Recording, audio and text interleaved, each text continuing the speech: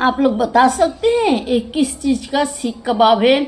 Chicken ना mutton ना fish ना अंडा, ये सब में से कुछ भी नहीं है। फिर ये क्या चीज़ का सीख कबाब है? अगर आप लोग को जानना है तो आप सब आइए मेरे साथ, मैं ये रेसिपी आप लोगों के साथ शेयर कर रही हूँ। तो दोस्तों आज एक नया रेसिपी लेके आई हूँ। उसके लिए देखिए क्या ली हूँ। कोतमीर है, 2 जगह पे, अलग अलग जगह पे काम आएगा। प्याज यानी कांदा, एक कॉर्नफ्लावर है और ये लहसुन और मिर्ची है। इसमें लहसुन मिर्ची अदरक है और ये बताऊंगी आपको बाद में ये क्या है। जब तक आप लोग गेस करिए और कमेंट करिए ये क्या है। इसको हम साइड में ले लेते हैं। सबसे पहले तो हम चटनी बनाएंगे। इसके लिए हम एक मिक्सर की जार ले लेते हैं। इसमें हम कोतमीर डाल देंगे, डंठल के साथ लिए हैं। इसमें थोड़ा थोड़ा डंठल ले लिए हैं, कवड़ा डंठल है। इसको इस मिक्सर के जार में हम डाल देंगे। इसको हम अच्छे से धो लिए हैं। अब इसमें हम लहसुन मिर्ची डाल देंगे और टेस्ट के हिसाब से नमक डालेंगे। बीट नमक यानी काला नमक, कोई कोई इसे पहाड़ी नमक बोलता है, इसे हम डाल देंगे जरूरत के हिसाब से। और इसके बाद हम इसमें नॉर्मल नमक डालेंगे। अगर आप लोग के पास बीट नमक है तो दोनों मिला के डालिए, नहीं है तो सिर्फ नॉर्मल नमक डाल दीजिए। अब इसे हम पीस लेंगे, जितना जरूरत लगेगा उस हिसाब से हम पानी डाल के पीस लेंगे। तो पीस के हो गया है, एक कटोरी में निकाल ली हूँ। अब टेस्ट के हिसाब से हम इसमें नींबू डाल देंगे। आप लोगों को जितना चाहिए आप लोग डालिए, लेकिन नींबू कंपलसरी है। नींबू के बगैर चटनी का टेस्ट अधूरा रहता है। अब इसे हम मिक्स कर लेंगे। ये मिक्स हो गया है। अब इसे हम साइड में रख देंगे। और जो मिक्सर के जार में हमने चटनी पीसे थे, इस जार को हम वापस ले लेंगे। अब इसमें हम ये जो दूसरा कोतमीर है इसको हम डाल देंगे इसी में। इसमें हम पानी वगैरह कुछ नहीं डालेंगे। अब अदरक लहसुन और जो मिर्ची है हरी मिर्च, इसको भी हम इसमें डाल देंगे। और ये जो प्याज हमने काट कर रखे हैं, कांदा जरूरत के हिसाब से, इसको भी हम इसमें डाल देंगे। इसको हम दरदरा सा पीसेंगे। इसको हम ज़्यादा नहीं पीसेंगे, कितना पीसेंगे हम आप लोग को जरूर दिखाएंगे। पीस के एक बाउल में निकाल लिए हैं। थोड़ा ज़्यादा पिसा गया, मेरा दिमाग कहीं और चले गया था। ये 90% पिसा गया, इसको 80% पीसना था। ये देखिए आप लोग को नज़दीक से दिखा रही, इस तरह से पिसाया है। ऐसा भी चलेगा, थोड़ा और कम इसे पीसेंगे तो ज़्यादा टेस्टी होगा। जब इसका कन मुंह में आता है ना तो बहुत ही अच्छा टेस्ट देता है। तो अब इसको हम साइड में ले लेंगे और जो मिक्सर की जार है उसे हम वापस से ले लेंगे। और ये क्या है मैं आप लोगों को बताती हूँ। चलिए इसे पीसने से पहले मैं आप लोगों को बताती हूँ कि ये क्या चीज़ है। तो दोस्तों ये फनस के बीज है। आप पंखे में ये 2 दिन से सूख रहा है, सूख गया है, इसलिए छिलका इसका आसानी से निकल जा रहा है। जिसका छिलका नहीं निकलेगा, जो नहीं फटा है, उसका छिलका काटने के बाद निकलेगा। इस तरह से हम 2 टुकड़ा काट लेंगे। काटने के बाद नाखून के सहारे हम इसे निकाल लेंगे। तो मेरे नाखून ग्लव्स के अंदर है, इसलिए मैंने चाकू से इसे निकाल रही हूँ। बहुत ही आसानी से ये निकल जाएगा। देखिए, तो आप लोग कभी बनाएंगे तो बीज को पहले 2 दिन पंखे के नीचे सुखा लीजिएगा, तो आसानी से ये सूख जाएगा और निकल जाएगा। देखिए इस तरह से हम निकाल लेंगे इसको। देखिए दोस्तों, बीज छिलके हो गया है, काट ली हूँ इस तरह से 2 आधे में सारे बीज को।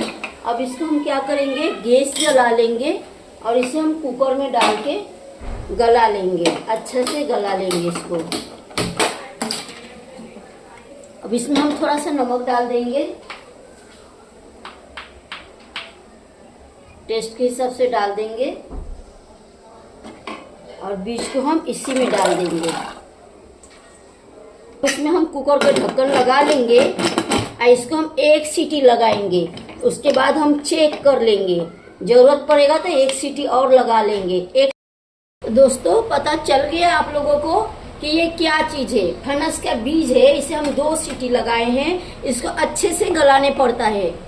अब इसमें हम टेस्ट के हिसाब से चाट मसाला डाल देंगे। आप लोगों की जितना जरूरत है उस हिसाब से डाल दीजिए आप लोग। इसमें थोड़ा सा हम लाल वाला तीखी वाली काश्मीरी मिर्च पाउडर डालेंगे।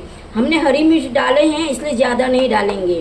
और थोड़ा सा हम हल्दी पाउडर डालेंगे, इसलिए हल्दी पाउडर कंपलसरी है कि बारिश के मौसम में कीटाणु नाशक होता है, कोई पॉइजन नहीं होता है। हल्दी डालने से जो पॉइजन रहता है वो खत्म हो जाता है। अब हम थोड़ा सा काली मिर्च पाउडर डाल देंगे। इसमें थोड़ा सा जीरा डाल देंगे, अक्खा वाला जीरा। अगर आप लोग के पास अजवाइन है तो अजवाइन भी डाल दीजिए, मेरे पास नहीं है, खत्म हो गया है। अब बीट नमक यानी काला नमक, कोई पहाड़ी नमक भी बोलता है इसे, और नॉर्मल नमक। अगर आप लोग के पास बीट नमक नहीं है तो सिर्फ नॉर्मल नमक डाल दीजिए।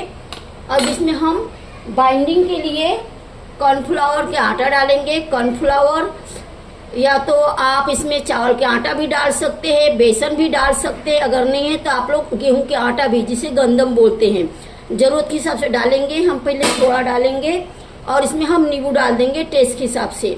जो मैंने फनस यानी कटहल के बीज, जिसे जैक फ्रूट भी बोलते हैं, उसको मैंने बिना पानी के पीसी हूँ, चम्मच से ऊपर नीचे कर के पीसी हूँ।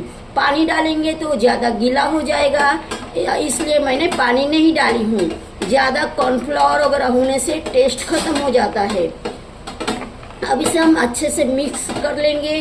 देखेंगे इसमें कितना लगेगा कॉर्नफ्लावर, उतना हम डाल देंगे इसमें। तो इसमें अभी और लगेगा तो हम और थोड़ा डालते हैं और मिक्स कर लेते हैं अच्छे से।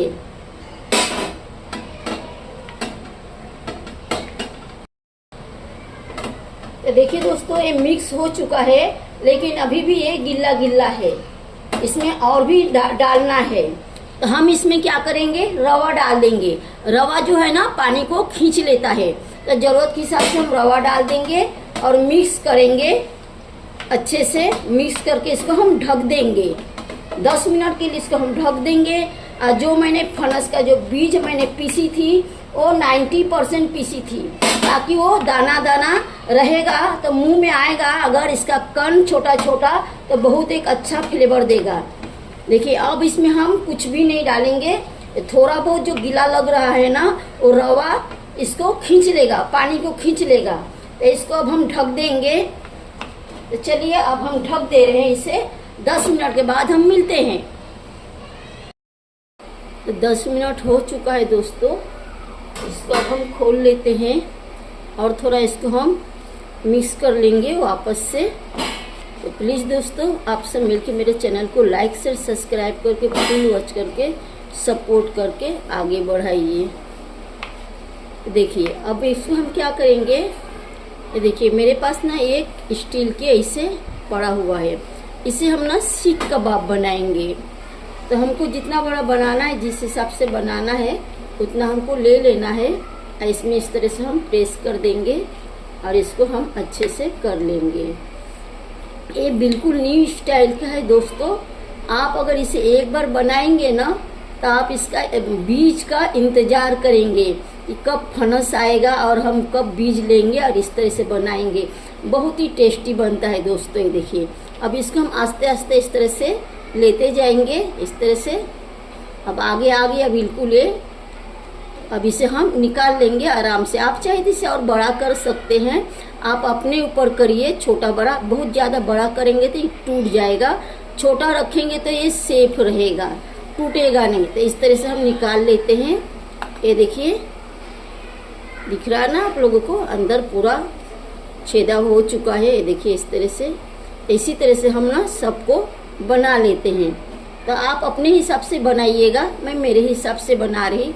मुझे इतना ही बड़ा बनाना है, ज़्यादा बड़ा करूँगी तो वो उलटने में टूट जाएगा। तो देखिए ये वापस से हम इसको इस तरह से प्रेस कर देंगे और ये कर देंगे। बहुत आसान है। तो बिना चिकन मटन के, बिना अंडा का, बिना फिश का सीख कबाब, निरामिस वाला सीख कबाब। तो इस तरह से आप लोग भी बनाइए, टेस्ट करिए, कमेंट करिए।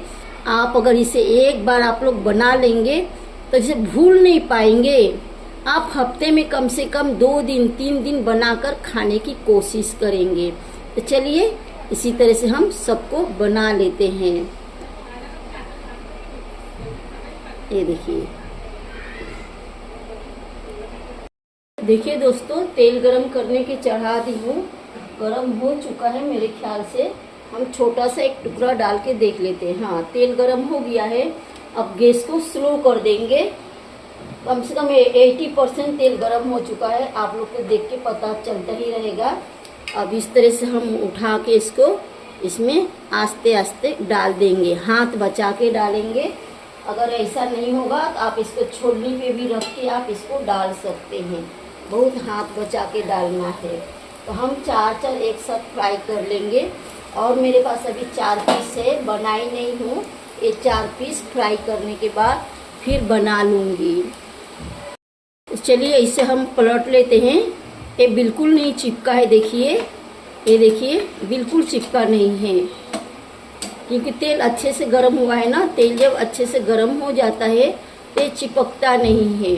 कम से कम 80% तेल को गर्म करना है, इससे ज़्यादा नहीं गर्म करना है, नहीं तो वो जल जाएगा। और अभी तक मैंने ये डालने के बाद गैस को स्लो कर दी थी। स्लो गैस पे ही है। हम इसको स्लो गैस पे ही फ्राई करेंगे। मीडियम भी करेंगे ना तो ये अंदर से कच्चा रह जाएगा और ऊपर से पक जाएगा। तो इसको हम मीडियम गैस पे फ्राई नहीं करेंगे, स्लो गैस पे करेंगे। अगर ज़रूरत पड़ जाएगा तो हम बीच बीच में इसे मीडियम कर लेंगे।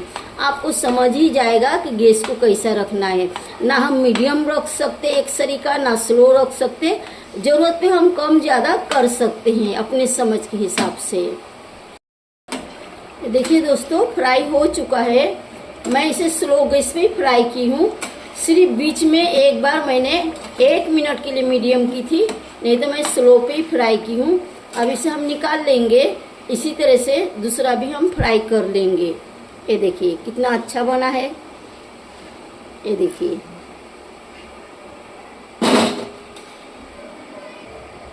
अगर आप लोग को हाथ से डालने में प्रॉब्लम हो तो इस तरह से आप छोलनी या छनौटा पर लेके इस तरह से आप आराम से डाल सकते हैं। जलने का डर नहीं रहेगा। तो इसी तरह से हम सब डाल के फ्राई कर लेते हैं। तो दोस्तों, सीख कबाब का फाइनल लुक देखिए।